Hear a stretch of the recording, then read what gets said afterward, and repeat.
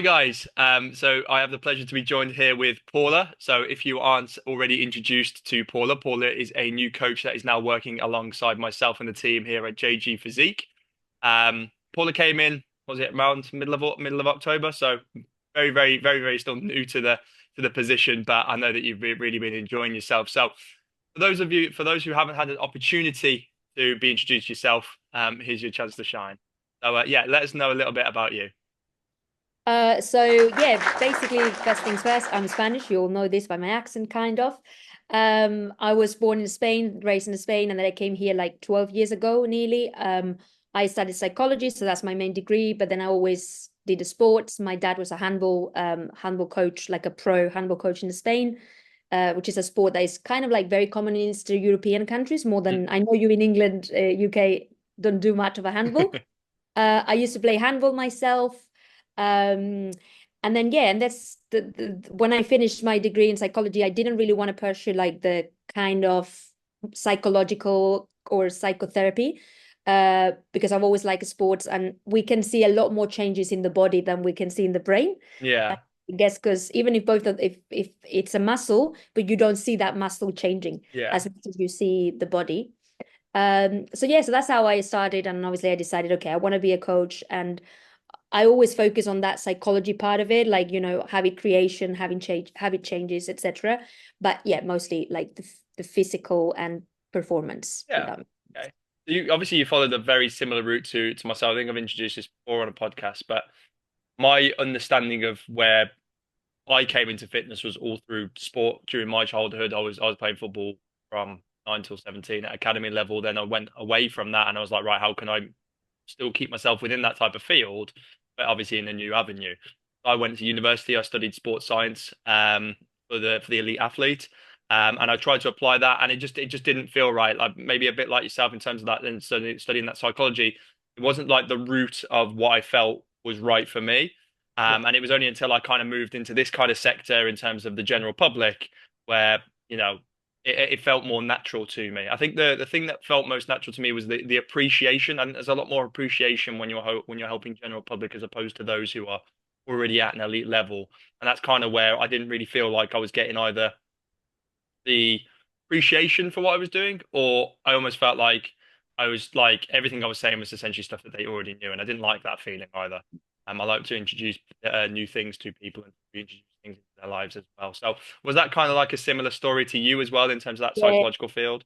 it's very similar, and also the fact that what you're saying now about the elite athletes is more that what we're doing now is re-education, Mm, as you said, like people in general, rather than yeah, just having to repeat the same things to people that already know the kind of like basics in a way. But in our case, we are being able to educate, and that has a lot of psychological. yeah, I don't know if like has that a lot of psychology in it to being able yeah. to educate people, and yeah, in terms of like obviously nutrition, fitness, all of those ticks at the boxes, not that Yeah. we talk about. Yeah. It's all about psychology, right? The whole point in what you're trying to do is obviously trying to create a healthy lifestyle for yourself. But a lot of that comes off the effect of, okay, how do I train myself into good habits and good routines to be able to do that, to a sense of, rather than it just being something that you've cognitively kind of like thought about, or you've comprehended the idea of improving, and you know, with health and fitness, it's always a want to do it, right? It's not a Yeah. need to need like it is for showing up with your family or showing up at your workplace. So it's easy when things get difficult for you then to kind of like coast away a little bit from fitness and focus on obviously those things that you prioritize.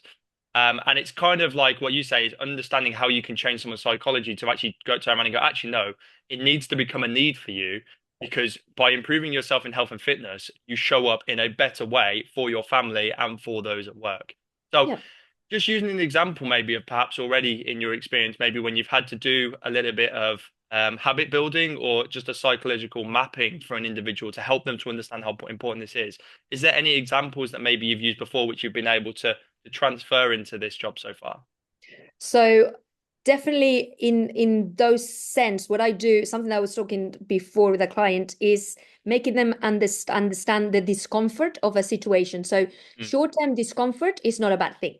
Yeah, Okay. That's something that we talk a lot in psychology. It's like if you feel discomfort by, maybe waking up earlier than you normally do, this is going to give you discomfort in a short term, but in a long Yeah. term, your circadian rhythms, for example, are going to be working better. Your mood is not going to swing as much as it Mm, normally does. You go back to bed.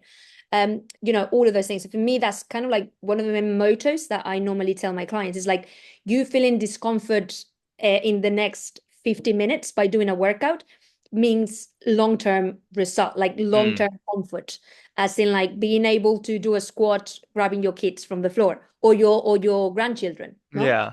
So that's one of the things that I normally use, that short term, and reassuring them that the discomfort in a short term is good. Mm, It's not a bad thing, which yeah.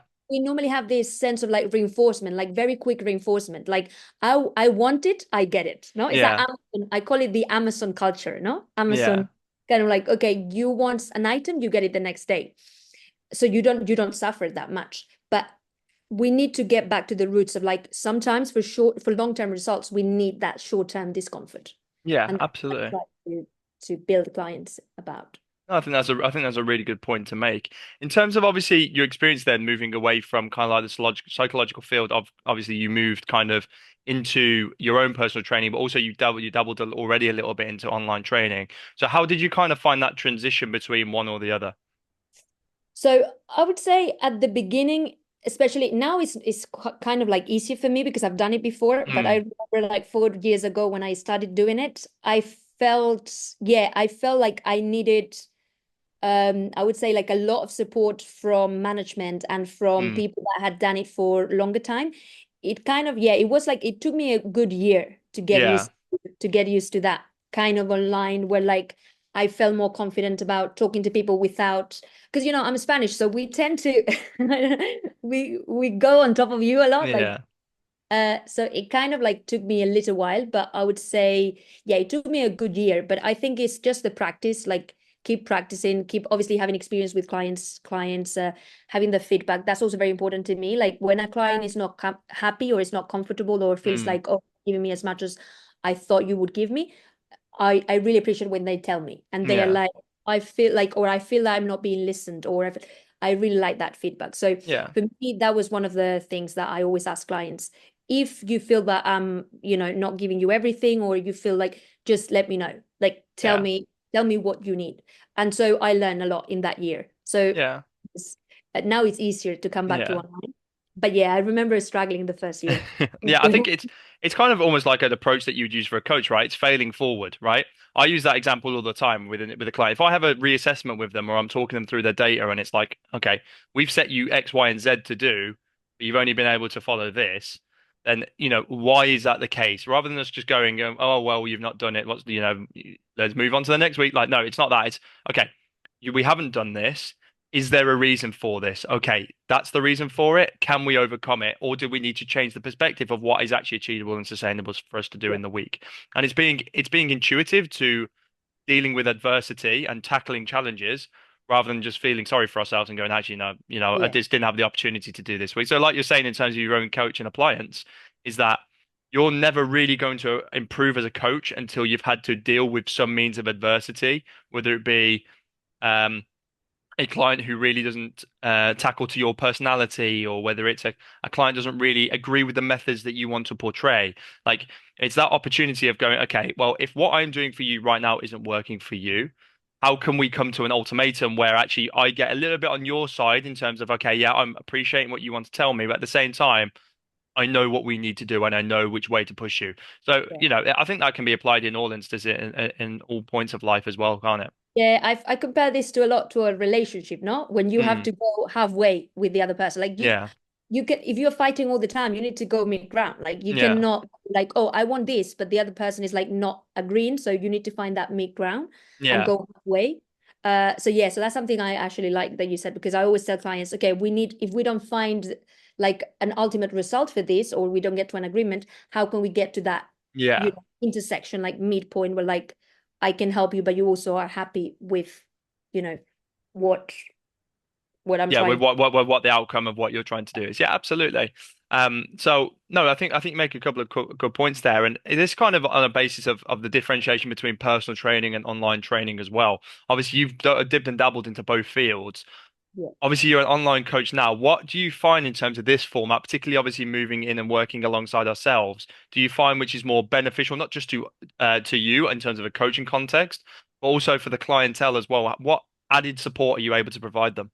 Yeah, I think you're there most of the time with them alongside the way. Whereas, like when you do one-to-one personal training, sometimes you just, you do that hour or 2 hours a week or whatever, and then they go Yeah. and and obviously sometimes you can give them nutrition, but you are that figure of being in the gym. You are that Mm. person that is in the gym with them. You're not the person that is talking to them about nutrition or talking to them about steps. Like they don't want you in their lives as much Yeah. as an online client would want you in their lives. Yeah. And I think that has to do because they don't see you in the gym physically with them. So they don't connect that kind of like, okay, that's the lieutenant. Now, Yeah.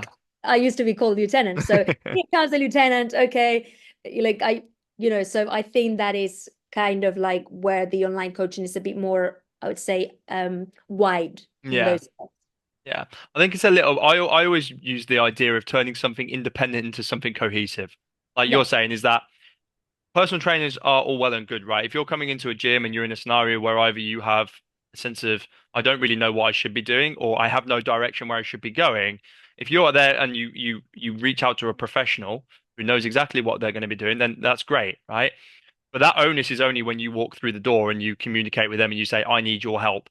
The whole point in obviously the moving back to the online service was that actually it becomes more cohesive because now we're part of your journey. It's not just a sense of once you're in and out of the gym, that's it, you're done. It's okay, what are you doing at home? How are you preparing yourself for work? How are you managing your stress? How are you coordinating your sleep cadence? Like all of these different things that become a little bit more conversational and a lot more direction in terms of like, okay, we have more impetus on how we can manage you in terms of adherence, but also how do you, again, alternate, change your lifestyle to suit obviously what you need to do in your life, but at the same time to work on your own health. So yeah, I think that's a really good point also that you do make there. Just one final question for yourself really is what are you hoping to bring to this company in terms of JG Physique? Obviously, now you've had a little bit of experience working alongside ourselves and also already building your clientele up or your clientele bases up already. What are you trying hoping to achieve now within the next few months? So obviously, I want to achieve as many results as possible with clients, like making them obviously re-educate them in terms of nutrition, fitness, and all of the others like sleep. I actually like to talk a lot about sleep. Hmm. In terms of like, because most of us we don't really understand. We normally go into like, oh, I had a really bad night's sleep, but why was that? You know what I mean? Like Yeah. you had a really high sodium food last night. You had a Domino's pizza. Hmm. You had some beer, which is not going to allow you to go into Yeah. that uh, deep sleep. So those things, that's what I'm trying to now build up with clients, is like re-educating them into certain things that they might not know. Yeah. Yeah. So in terms of nutrition, sleep, fitness, so all of those things I really like. I used to teach back in the day too. Hmm. When I was at university, I used to teach English actually for small children. Hmm. So it's a company in Spain. There's very small children, uh, and the way you can teach people like little children step by step, that's how I kind of like doing. I bring that kind of like teaching perspective because Yeah. I really like teaching and giving information that Yeah. people might not know. Yeah. So I would say that, and obviously a bit like, and I would say, oh, because I'm Spanish, I always like this a bit of a like a Spanish flow, maybe. Yeah. No, that's like that's like different. No, I'm not going to start speaking Spanish, but maybe for clients who are Spanish or Latino, also like could be, another So language in to that, yeah, exactly. I think obviously you make an important point about obviously the teaching protocol there and being able to obviously teach people.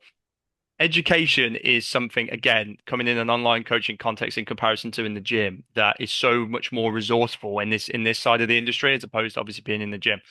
For me, my goal and objective is always to bring on a client who maybe needs that support, needs that help, needs that infrastructure, needs the framework to be created for them. But at the same time, along the way, you want to be educating people. And I do it all the time. I'm testing my clients all the time so that I'm not just like saying the same things over and over. Like I'm testing them. I want to see them, how are they applying what I'm trying to teach them into things? Because the ultimate goal is that they can move away from something like this but not only move away from something like this, but never need to re-enter themselves into anything like this, because they already have the tools and the facilities that they need now to look after themselves and those around them. And I think that's a really important goal and objective that all coaches should aspire to and to follow as well. Yeah, because I think if you re-educate people and if they understand the basics, they will never go back to their old habits. Yeah. Because they know the science behind it, or they know, so that's why it's so important for people to know. Like, knowledge is power. So the more they know, they can make their own choices. Yeah. And go to the habits that they should be creating and do it. So. Yeah, absolutely. Well, that'll close out our short chat today. Again, you'll all have a great opportunity to meet and talk to Paula as well. So if you do have any questions, be sure to leave them in the comment sections below. And I'm sure me and Paula will reach out to you at some point. Yeah. All right. But Paula, do you have any final words? Anything you want to say to the guys? That's all. I'm really excited to be part of the family. So yeah, just reach out to me, whatever you need. I'm here. Amazing. Couldn't have said it better myself. Right. Take care, guys.